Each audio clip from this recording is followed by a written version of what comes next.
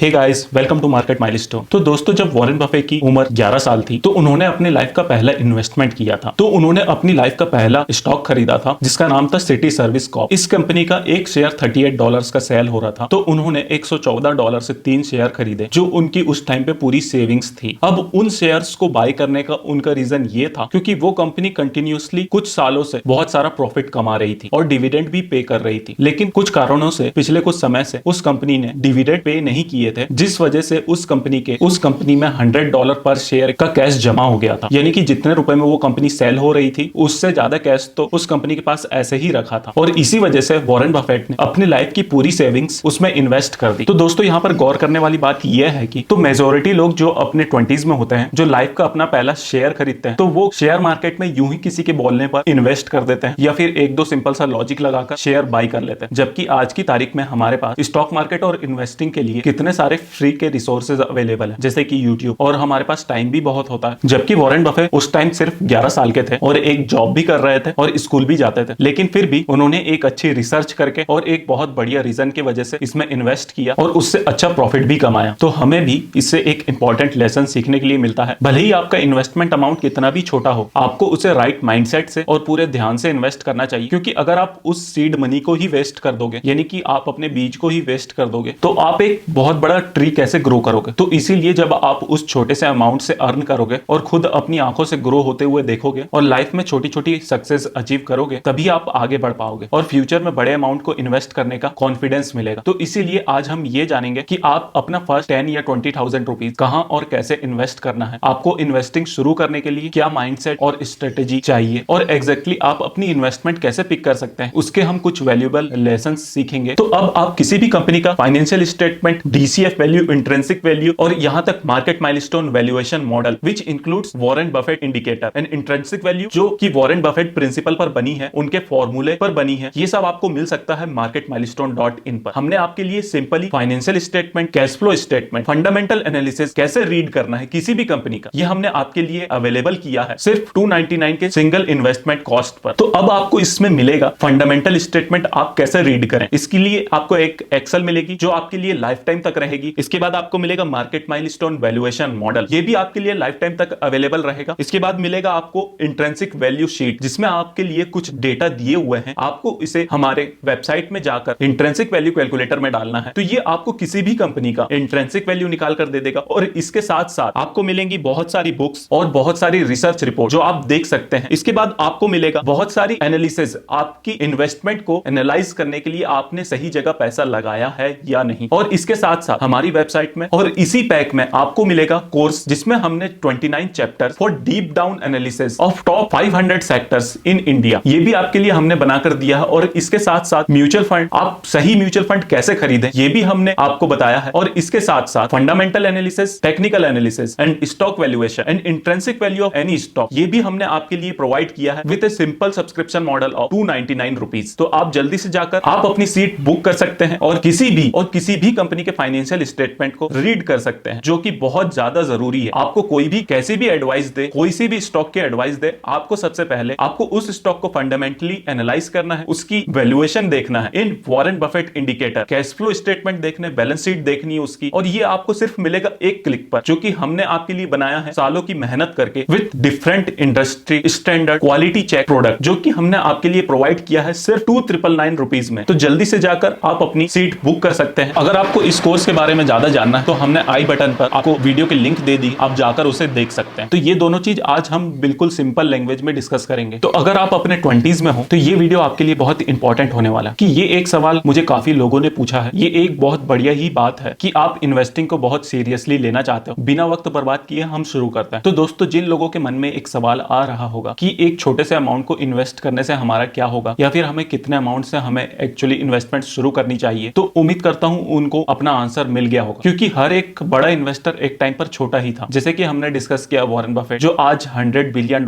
के मालिक हैं, उन्होंने भी अपनी इन्वेस्टमेंट की जर्नी $114 $114 से शुरू की थी। और राकेश झुनझुनवाला ने भी, जो आज 30,000 करोड़ रुपीस के मालिक हैं, उन्होंने भी अपना पहला इन्वेस्टमेंट $5,000 से शुरू किया था। और जब मैंने अपनी इन्वेस्टमेंट की जर्नी शुरू की थी और मुझे उसे इन्वेस्ट करना था, तो मैं भी वही सोच रहा था, क्या मुझे उसे इन्वेस्ट करना चाहिए या फिर और थोड़ा सेव करना चाहिए। और तब मैंने एक बुक रीड की थी जिसमें ऑथर कहते हैं मिडिल क्लास लोगों का माइंडसेट कुछ ऐसा होता है, जब हमारे पास बहुत ज्यादा पैसा आएगा तब हम इन्वेस्टिंग करेंगे। लेकिन रिच लोगों का माइंडसेट ऐसा होता है, जब हम छोटी अमाउंट को इन्वेस्ट करेंगे तभी हमारे पास ज्यादा पैसा आएगा। और इसीलिए रिच लोग अपनी लाइफ में बहुत सारा पैसा कमाते हैं और पुअर माइंडसेट के लोग सिर्फ बहाने बनाते हैं। अब मैं ये इसीलिए बोल रहा हूं क्योंकि जब हम मिडिल क्लास के लोग पैसा कमाते हैं तो बहुत कम लोग कुछ अच्छी खासी सेविंग कर पाते हैं, और जो उसमें से भी मेजोरिटी लोग सेविंग करते हैं उनकी सेविंग हमेशा किसी बैंक अकाउंट में या फिर एफडी में ऐसे ही पड़ी रहती है, जहां पर उन्हें 5 से 6% का इंटरेस्ट मिलता है। वो उससे एक्चुअल इन्वेस्टिंग नहीं करते इस डर से कि कहीं वो इस मनी को लूज ना कर दे, शायद अभी उनके पास इतने पैसे नहीं है या फिर उतना नॉलेज नहीं है या फिर एक्सेट्रा एक्सेट्रा। और जब लोगों के पास बहुत ज्यादा पैसा आता है उनके 30s और 40s में, तब उनको इन्वेस्टिंग की इतनी नॉलेज होती नहीं है क्योंकि उन्होंने कभी अपनी 20s में एक छोटी अमाउंट से इन्वेस्टिंग करना सीखा ही नहीं। तो आज अगर आपके पास एक छोटा अमाउंट है तो उसे आप एक अपॉर्चुनिटी की तरह ले सकते हो कि आपको इससे इन्वेस्टिंग सीखने के लिए मिल रहा है। क्योंकि अक्सर लोग जब अपने 30s और 40s में पहुंचते हैं और जब उनकी रिस्पॉन्सिबिलिटी बढ़ जाती है तो वो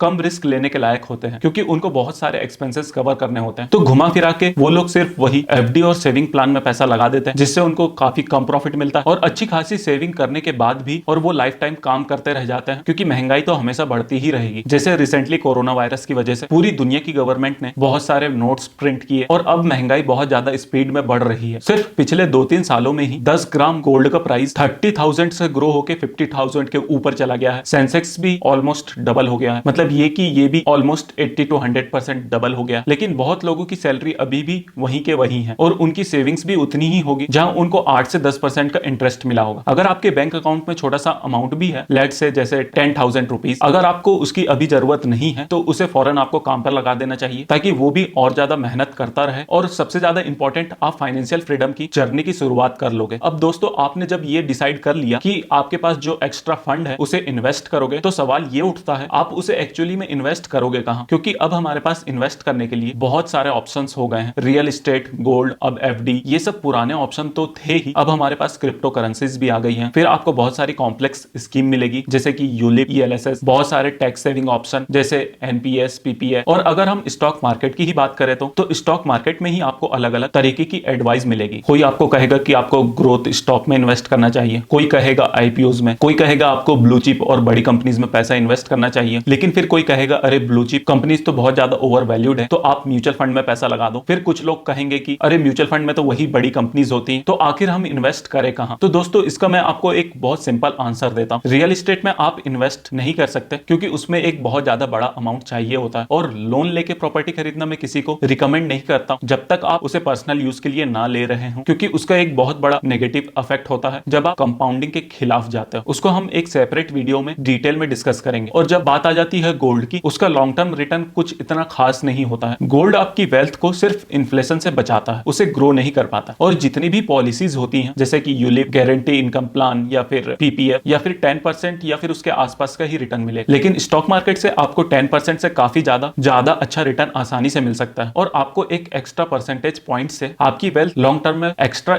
स्पीड से ग्रोथ होगी। जैसे कि आप किसी स्टॉक से 10% का रिटर्न कमाते हो तो आपका 1 लाख रुपए 20 साल में 6.7 लाख रुपीज में ग्रो होता है। और अगर आपको 15% का रिटर्न मिलता है तो आपका इन्वेस्टमेंट 16 लाख में ग्रो होता है। लेकिन अगर आप किसी स्टॉक से 20% का रिटर्न कमाते हो तो वही 1 लाख रुपए 20 साल में 38 लाख में ग्रो होता है। अब कुछ लोग कहेंगे 20% का रिटर्न कमाना तो स्टॉक मार्केट में बहुत ज्यादा मुश्किल होता है, तो इतना रिटर्न हम नॉर्मल लोग कैसे कमा सकते हैं? लेकिन आप अगर स्टॉक मार्केट में बेसिक कॉमन सेंस और डिसिप्लिन के साथ आप इन्वेस्ट करते हो तो आपके पास अगर स्टॉक मार्केट की कुछ खास नॉलेज नहीं भी है तो आप ये 20% का रिटर्न बहुत आसानी से कमा सकते हैं। तो इसका आपको मैं एक रियल एग्जांपल देता हूं। तो जब भी हम रियल एस्टेट में इन्वेस्ट करते हैं या फिर एक अच्छे अमाउंट का गोल्ड खरीदते हैं तो हम हमेशा लॉन्ग टर्म सोचते हैं, और जब हम उसे खरीद लेंगे तो हम उस प्रॉपर्टी को 1-2 साल में बेचते नहीं है। हम ऐसा बहुत रेयरली सुनते हैं हमारे किसी रिलेटिव ने कोई 50 लाख की प्रॉपर्टी खरीदी और 2 साल बाद उस पर 5 लाख का प्रॉफिट कमाकर उसे सेल कर दिया। लेकिन जब बात आती है स्टॉक मार्केट की तो यहाँ पर किसी स्टॉक को 2-3 साल के लिए भी ईमानदारी से होल्ड नहीं करते हैं, 10-20 साल तो बहुत दूर की बात होती है। तो यहाँ पर आपको यह डिसाइड करना है कि आपको अगर स्टॉक मार्केट में इन्वेस्ट करना है तो कितने टाइम के लिए। अगर आप अच्छी क्वालिटी के ग्रोथ स्टॉक को लॉन्ग टर्म के लिए होल्ड करते हो तो आप किसी भी प्रॉपर्टी के मुकाबले उससे बहुत ज्यादा अच्छा रिटर्न कमा सकते हो। अभी इसका भी मैं आपको एक लाइव एग्जांपल दे देता हूँ। ये कंपनी है मैरिको, काफी फेमस कंपनी है, इनके प्रोडक्ट्स हम सभी यूज करते हैं। तो आप इसका पिछले 20 साल का रिटर्न देखोगे तो इस कंपनी ने अपने इन्वेस्टर्स को 11,000% का रिटर्न दिया, यानी कि ऑलमोस्ट 110 गुना। अगर हम इसका कंपाउंडेड एनुअल ग्रोथ रेट देखेंगे तो ये ऑलमोस्ट 24% का होता। थोड़ी देर में मैं आप लोगों को कुछ टिप्स देने देने वाला हूं कि आपको कैसे टाइप के स्टॉक्स पिक करने चाहिए। तो स्टॉक मार्केट में इन्वेस्ट करने का सबसे बड़ा बेनिफिट यह है कि आप यहाँ पर एक छोटे से अमाउंट से भी इन्वेस्टिंग शुरू कर सकते हो और आप उस पर एक अच्छा रिटर्न भी कमा सकते हो जो दूसरे इन्वेस्टमेंट में पॉसिबल नहीं है। तो इसलिए आपको अपनी 20s और 30s में भले ही आपके पास एक छोटा अमाउंट भी क्यों ना हो, जैसे कि 5 या 10,000 रुपीज, उसे आपको अच्छी क्वालिटी के ग्रोथ स्टॉक या फिर म्यूचुअल फंड में इन्वेस्ट करना चाहिए, क्योंकि आपके पास टाइम होता है कंपाउंडिंग कराने का और आपको अपना टाइम अपने करियर में, जॉब या फिर बिजनेस में इन्वेस्ट करना चाहिए कि आप ज्यादा से ज्यादा एक्टिव इनकम अर्न कर सको। और फ्यूचर में जब आपकी अच्छी खासी वेल्थ क्रिएट हो जाएगी तब आप डाइवर्सिफाई कर सकते हो रियल एस्टेट, गोल्ड और फिर दूसरी जगह पर। तो दोस्तों मैं यहाँ पर उम्मीद करता हूँ आपको राइट माइंडसेट और स्ट्रेटेजी मिल गई होगी। तो आपको अपना पहला इन्वेस्टमेंट कहां और किस तरह करना चाहिए, अब हम ये समझते हैं कि आपको कौन से टाइप के स्टॉक्स पर फोकस करना चाहिए और मैं आप लोगों को कुछ टिप्स देता हूं, आप उसे फॉलो करोगे तो आप अपना लाखों का फायदा कर सकते हो। तो अब हम ये समझते हैं कि आपको स्टॉक्स में किस तरह से इन्वेस्ट करना चाहिए। तो न्यू इन्वेस्टर हमेशा बुल मार्केट के अंदर ही एंटर करने की कोशिश करते हैं, यानी कि जब मार्केट बहुत अच्छा कर रहा होता है, न्यूज में और हर जगह आपको दिखेगा कि लोग स्टॉक मार्केट से कितना प्रॉफिट कमा रहे हैं, ये स्टॉक कितने % ऊपर गया, ये वाले स्टॉक ने आज 52 वीक हाई टच किया और एक्सेट्रा एक्सेट्रा। तो बहुत सारे न्यू इन्वेस्टर लाखों करोड़ों के नंबर में बुल मार्केट के बीच में ही अपना डीमेट अकाउंट ओपन करते हैं और बिना कुछ ज्यादा रिसर्च किए और सिर्फ प्राइस चार्ट को देखकर इनमें इन्वेस्ट कर लेते हैं। जैसे कि हम इसके लास्ट बुल रन की बात करें तो पिछले कुछ सालों में बहुत सारे इंडियंस ने इस मार्केट में एंट्री की है, तो ये स्टॉक ऑलरेडी ऊपर जा चुका है। तो जिन लोगों ने इसमें 2020 में इन्वेस्ट किया था वही लोगों को इससे अच्छा प्रॉफिट मिला हो। राकेश झुनझुनवाला ने उस टाइम पर इन्वेस्ट किया था। अगर आप ये सोचोगे कि बड़े इन्वेस्टर ने इसमें इन्वेस्ट किया है तो हमें भी करना चाहिए, तो ये एक बहुत ज्यादा बड़ी मिस्टेक हो जाएगी। तो कहने का मतलब ये है कि इन स्टॉक्स में आपकी बाइंग और सेलिंग की टाइमिंग बहुत ज्यादा इंपॉर्टेंट हो जाती है और इस टाइमिंग के खेल में और आपको कैसे बिहेव करना चाहिए, बिगनर्स हमेशा उसका एग्जैक्ट अपोजिट करते हैं और अपने पैसे गवा देते हैं। क्योंकि जब पूरी दुनिया ग्रीडी हो जाती है तो आपको मार्केट क्रैश से डरना चाहिए और जब मार्केट क्रैश से जब पूरी दुनिया डर रही होती है तब आपको ग्रीडी होना रहता है। लेकिन न्यू इन्वेस्टर को यह बात जल्दी समझ में नहीं आती है, तो इसीलिए वो अपनी स्टॉक मार्केट की जर्नी में शुरुआत के कुछ सालों तक आप ऐसे स्टॉक्स को अवॉइड करो और मार्केट साइकिल को समझने की कोशिश करो। और दूसरे टाइप के स्टॉक है जिनको आपको अवॉइड करना चाहिए, वो ऐसी कंपनीज जिसमें कोई ग्रोथ का स्कोप होता ही नहीं, जैसे कि communication service, advertising, publishing, radio और टीवी चैनल्स। ये सब इंडस्ट्री डिक्लाइन हो रही क्योंकि एंटरटेनमेंट को कंज्यूम करने का तरीका हमारा बदल गया है और आने वाले टाइम में भी बदल जाएगा। या फिर ये एनर्जी सेक्टर की कंपनी, क्योंकि लोग आजकल ग्रीन एनर्जी पर फोकस कर रहे हैं। एग्जाम्पल के लिए जैसे हम अगर ओएनजीसी का एग्जाम्पल लें तो लोग ऐसी कंपनी में डिविडेंड के लिए इन्वेस्ट करते हैं या फिर ये एक अच्छी वैल्यूएशन पे मिलती है इसलिए इसमें इन्वेस्ट करते हैं। लेकिन ये एक वैल्यू स्टॉक नहीं है, ये एक वैल्यू ट्रैप है। ऐसे स्टॉक हमेशा ही चीप वैल्यूएशन पे ही सेल होते रहते हैं और टाइम के साथ ये और ज्यादा सस्ते होते रहेंगे क्योंकि इनका कोई फ्यूचर ही नहीं। और फिर तीसरे टाइप की कंपनी जिनको आपको अवॉइड करना चाहिए वो है पेनी स्टॉक, जिन स्टॉक 5 या फिर 10 रुपए में सेल होते हैं या फिर उससे भी कम। पेनी स्टॉक्स पर मैंने एक डिटेल वीडियो बनाया है जिसका लिंक आपको डिस्क्रिप्शन में मिल जाएगा। और इस वीडियो में मैं ये रिपीट इसलिए कर रहा हूं क्योंकि मेजोरिटी बिगनर जिनके पास 5-10 हजार रुपए होते हैं वो अपने पैसे पेनी स्टॉक में लगा देते हैं और उसी से अपनी मार्केट की जर्नी शुरुआत करते हैं। तो इसीलिए फाइनली मैं सिर्फ इतना ही कहूंगा, स्टॉक के प्राइस को रोज देखने से आपको कुछ मिलेगा नहीं, आपका बस टाइम वेस्ट होगा और आप डिस्ट्रैक्ट रहोगे। उससे अच्छा तो ये होगा कि आप इन्वेस्टिंग के टाइमलेस प्रिंसिपल पर इन्वेस्ट करो, ना कि शॉर्ट टर्म न्यूज और ट्रेंडिंग पर। और टाइम वैल्यू ऑफ मनी क्या होता है, कॉम्पिटिटिव स्ट्रेटेजी कैसी होती है, कंपनी के अकाउंट को हम कैसे रीड कर सकते हैं और कंपनी का वैल्यूएशन हम कैसा करते हैं, इन सब चीजों के बारे में आपको सीखना चाहिए। क्योंकि ये सब चीजें ऐसी हैं, ये सब जानकर आप एक अच्छे इन्वेस्टर तो बनोगे ही और जब आप फ्यूचर में कभी ऐसा बिजनेस स्टार्ट करते हो तो ये सब लेसन्स आपको उसमें भी काम आएंगे। और वॉरेन बफेट भी यही कहते हैं कि I am a great investor because I am a great businessman and I am a great businessman because I am a great investor. क्योंकि हर इन्वेस्टर को एक अच्छे बिजनेस की तलाश होती है और हर बिजनेसमैन को